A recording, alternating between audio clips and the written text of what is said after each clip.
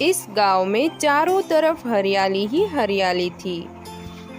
इस गांव के ज्यादातर लोग खेती करके ही अपना जीवन चला रहे थे।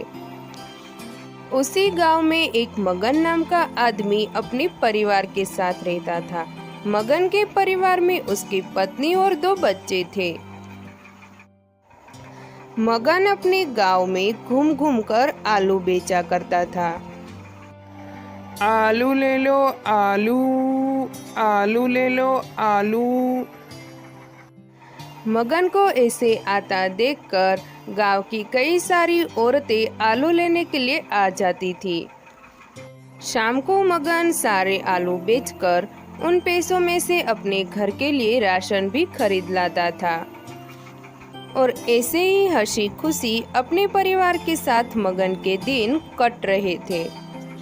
ऐसे में बारिश का मौसम शुरू हो जाता है। आए दिन बारिश आती रहती थी।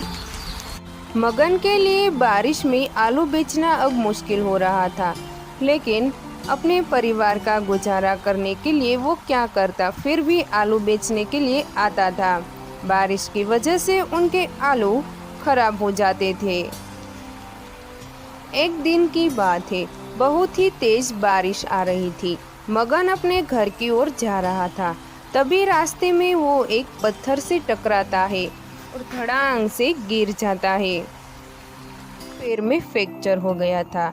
इस वजह से डॉक्टर ने भी उसे 3-4 महीने के लिए आराम करने के लिए कह दिया था। अब तो ऐसे ही मगन के अस्पताल से घर आने का भी 1 महीना हो गया था। अब तो घर में थोड़े से बचत के पैसे थे, वो भी मगन के इलाज में खर्च हो गए थे।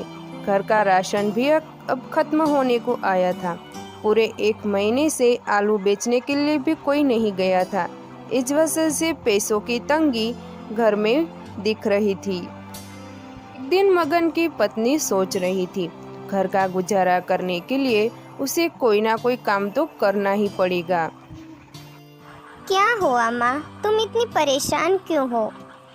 कुछ नहीं बेटा, मैं सोच रही थी तुम्हारे पिताजी तो अब काम कर नहीं सकते हैं और घर में इतने सारे आलू पड़े हैं, वो पड़े पड़े सड़ जाएंगे। इसका क्या करें, वही मैं सोच रही थी। माँ, तुम भूल गई, तुम तो आलू के कितने स्वादिष्ट पकोड़े बनाती हो। चलो हम ना इन आलू के पकोड़े बनाते हैं। लेकिन बेटा, इतने सारे आलू के पकोड़े बनाकर हम क्या करेंगे? हम तो एक बारी में उसे नहीं खा पाएंगे।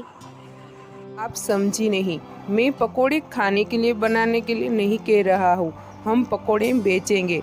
हमारे स्कूल के बाहर एक ठेले वाला आता है और उसके ठेले पर लोगों की बड़ी ही भीड़ लगी रहती है।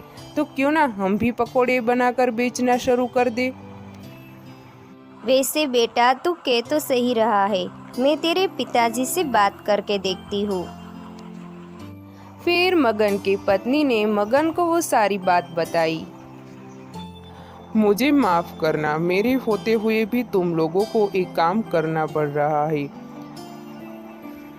फिर शांति अपने कान की बालियां बेचकर पकोड़े बनाने का सारा सामान खरीद लाती है। शांति अपने पकोड़े बेचने के लिए आती है। बारिश का मौसम था, इस वजह से शांति के पकोड़े लोगों को बहुत पसंद आ रहे थे। अक्सर लोगों की भीड़ लगी ही रहती थी। उसके दोनों बच्चे स्कूल से आते ही वक्त अपनी माँ की मदद के लिए ठेले पर आ जाते थे। पकोड़े बेचकर आए हुए पैसों से शांति घर के लिए राशन और मगन के लिए दवाइयाँ ले आती थी। शांति का पकोड़े का ठेला बहुत ही अच्छा चल रहा था। इस वजह से आसपास के दुकान वालों के ग्राहक कम हो रहे थे। जब से इस पकोड़े वाली ने मेरी दुकान के सामने ठेला लगाया है, तब से मेरे यहाँ एक भी ग्राहक नहीं आ रहा है। इसका तो अब कुछ करना पड़ेगा। फिर वो आदमी अपने एक और आदमी को लेकर शांति के ठेले पर पहुंच जाता है। फिर वो शांति के साथ झगड़ा करने लगता है और उसे अपना ठेला वहां से हटाने के लिए कहता है। शांति उसके साथ झगड़ा नहीं करना चाहती थी, इसलिए वो अपना ठेला वहां से हटा लेती है। अब तो मगन का पैर भी ठीक हो रहा था। फिर घर आकर शांति अपने साथ बाजार में जो कुछ भी हुआ वो मगन को बताती है। तुम चिंता मत करो, कल से हम लोग हमारे घर के बाहर ही ठेला खोलेंगे। और हाँ, मैं भी तुम्हारी मदद के लिए तुम्हारे साथ रहूंगा।